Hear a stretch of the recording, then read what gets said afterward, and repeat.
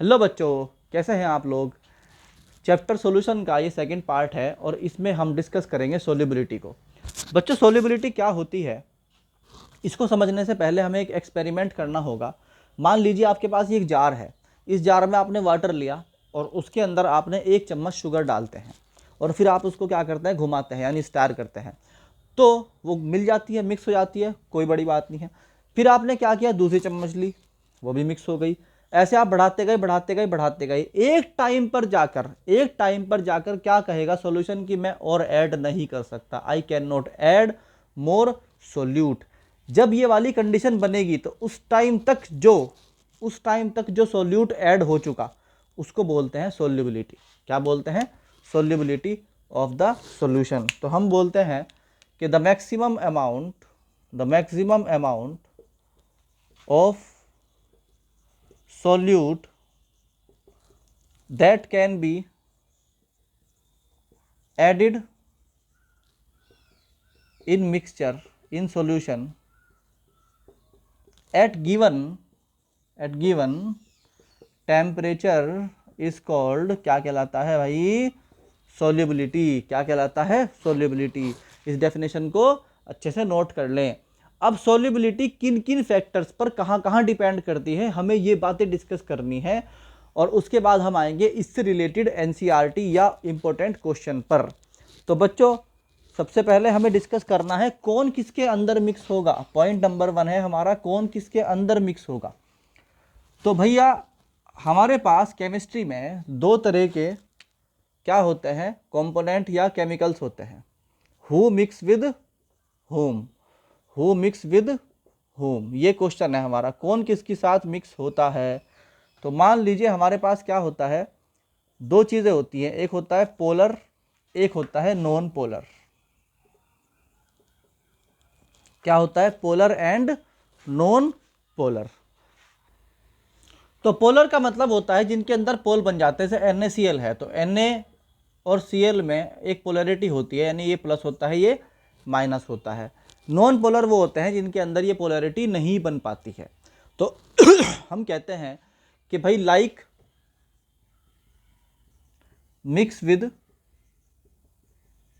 Like, यानी एक जैसे सोल्यूट और सोलवेंट अगर होंगे तो वो मिक्स होंगे और अगर अलग अलग होंगे तो मिक्स नहीं होंगे, यानी पोलर सोल्यूट पोलर सोलवेंट के साथ मिक्स होगा और non polar solute non polar solvent के साथ मिक्स होगा। तो बच्चों, पहला पॉइंट ये था हमारा। अभी इसके नीचे जब हम क्वेश्चन डिस्कस करेंगे तो बहुत सारे एग्जाम्पल आने वाले हैं, इसलिए बेफिक्र बैठे रहिए, कुछ नहीं छूटने वाला है, सब कुछ मिलेगा, बल्कि ज़्यादा मिलेगा। तो देखते रहिए। नंबर 2 है हमारा कि solubility of solid in liquids. Solid की तो होती है, सॉलिड का तो कोई मतलब ही नहीं होता। तो हम कहते हैं भैया solubility of solid in liquids. पहला टॉपिक हमारा यह है कि हम क्या कर डिस्कस करेंगे, solubility of solid in liquid, यानी कि आपके पास जो सॉल्यूट है दैट इज सॉलिड एंड जो आपका सॉल्वेंट है दैट इज लिक्विड। तो क्या होगा सॉलिड को लिक्विड में मिलाने से क्या होता है? सॉलिड को लिक्विड में मिलाने से एक सॉल्यूशन बनता है जिसके अंदर सोल्युबिलिटी सिर्फ टेम्परेचर पे डिपेंड करती है। मगर इससे पहले हमें एक बात समझनी पड़ेगी, what is saturated solution.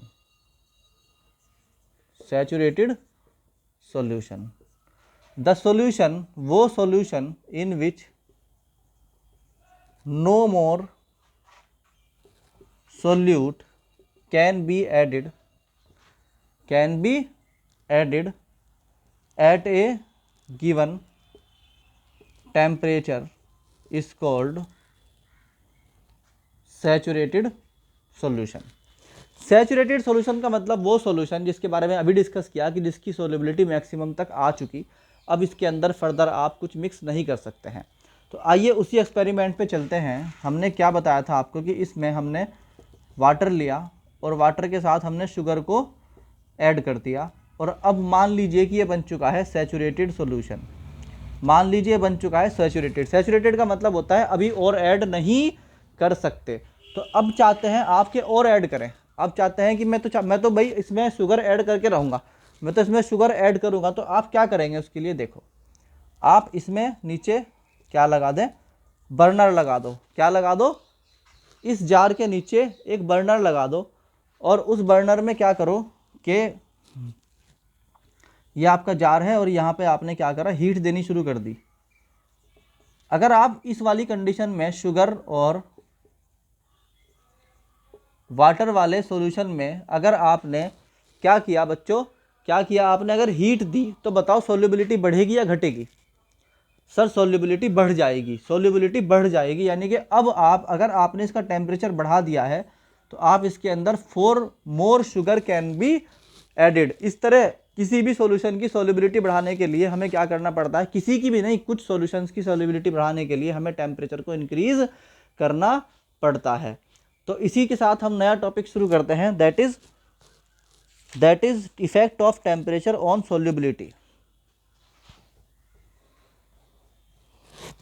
Effect of temperature on solubility. Effect of temperature of in solubility के पहले हमें एक बात समझनी पड़ेगी कि चलो पहले हेडिंग लिख लेता हूँ, effect of temperature on solubility. ठीक, तो हमारे पास जो मिक्सचर होते हैं, जब हम सॉल्यूट को सॉल्वेंट में ऐड करते हैं तो हमारे पास दो कंडीशन बन सकती हैं। हमारे पास दो कंडीशन बन सकती हैं। देखो बच्चों एक बात समझो, हमारे पास सॉल्यूट था, हमने सॉल्वेंट के साथ मिलाया और हमें क्या मिल गया, सॉल्यूशन मिल गया। सॉल्यूशन के साथ दो बातें हुई होंगी, या तो हीट इवॉल्व हुई होगी या हीट एब्जॉर्ब हुई होगी। तो अगर हीट इवॉल्व होती है, क्या होती है बच्चों, इवॉल्व होती है, या हीट क्या होती है, एब्जॉर्ब होती है। दो बातें होंगी, या तो सॉल्यूशन बनाने पर हीट क्या होगी, निकलेगी, या हीट एब्जॉर्ब होगी। अगर हीट इवॉल्व होती है then this is called exothermic process, exothermic process. And अगर एब्जॉर्ब होती है then it is called endothermic, endothermic process. ये बात समझ में आई बच्चों? एक प्रोसेस वो है जो एंडोथर्मिक है और एक वो है जो एक्सोथर्मिक। तो यहाँ एक्सोथर्मिक में क्या होता है कि delta H is less than 0, and endothermic में क्या होता है, delta H is greater than 0। ये कैसे होता है, देखो जो आपका सोल्यूट और सॉल्वेंट था, जब आपने इसको मिक्स किया तो जो सॉल्यूशन बना उसने हीट बाहर निकाल के फेंक दी, हीट निकाल दी। तो मान लीजिए इस पूरे का जो हीट है दैट इज H1 और इस पूरे का जो हीट है दैट इज H2। तो आप मुझे एक बात बताओ, इस वाली कंडीशन में क्या होगा, H2 will be less than of H1, क्योंकि उसके अंदर से डेल्टा H निकल गया।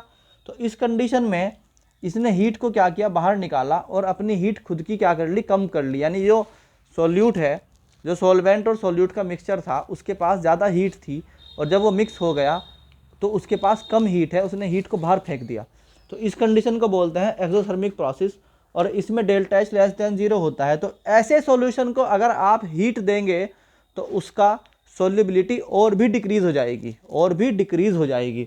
और अगर आपका सॉल्यूशन ऐसा है जिसमें आपका प्रोसेस में हीट एब्जॉर्ब होती है तो एंडोथर्मिक प्रोसेस बोला जाता है। उसके अंदर डेल्टा एच क्या होती है, ग्रेटर देन 0। इसकी वजह होती है H2 is greater than H1, यानी कि ये जो सॉल्यूशन है that is greater than H2 is greater than H1। तो यहाँ पर क्या होता है, सॉल्युबिलिटी आपकी इंक्रीज हो जाती है। ऐसे सॉल्यूशन में आप जब हीट देंगे तो आपकी सॉल्युबिलिटी इंक्रीज हो जाएगी। बात समझ में आई आपको? इसके बाद आता है इफेक्ट ऑफ प्रेशर। अच्छा याद रखना, ये जो बात चल रही पूरी की पूरी that is solid to liquid चल रही है। कभी ऐसा हो कि आप लिक्विड टू लिक्विड या गैस टू गैस के लिए इस वाले कंसेप्ट को मान लें, नहीं, ये बात सिर्फ सॉलिड टू लिक्विड चल रही है। तो इसके बाद हम लेते हैं अगली बात, दैट इज अगला हमारा जो इसके अंदर पॉइंट है दैट इज कि क्या फर्क पड़ेगा effect of pressure, effect of pressure. Effect of pressure मतलब अगर आप क्या करें, इस जार में जो आपने जार बनाया था इसे आपने क्लोज कर दिया और इसके अंदर आपका क्या है, आपका लिक्विड है और लिक्विड के अंदर आपने सॉलिड सोल्यूट डाला हुआ है और इसमें आपने क्या किया, प्रेशर लगाना शुरू कर दिया। तो भाई प्रेशर लगाने से सोल्यूट जब सॉलिड हो और सॉल्वेंट जब लिक्विड हो तो उनकी सॉल्युबिलिटी पर कोई फर्क नहीं पड़ता है, तो हम कहेंगे नो इफेक्ट ऑफ प्रेशर। ये बात नोट कर लीजिए कि सॉलिड और लिक्विड को मिक्स करने पर, प्रेशर ऐड करने पर कोई फर्क नहीं पड़ता है। अभी हम जब एनसीईआरटी के और नीट और आईआईटी के पीवाईक्यूज करेंगे तब ये बात आपको और क्लियर हो जाएगी विद एग्जाम्पल्स। तो बच्चों ये टॉपिक आपको समझ में आया, तो होप अगले पार्ट पे चलते हैं, आपको समझ में आया होगा। अब इसके रिलेवेंट क्वेश्चन करते हैं, आइए।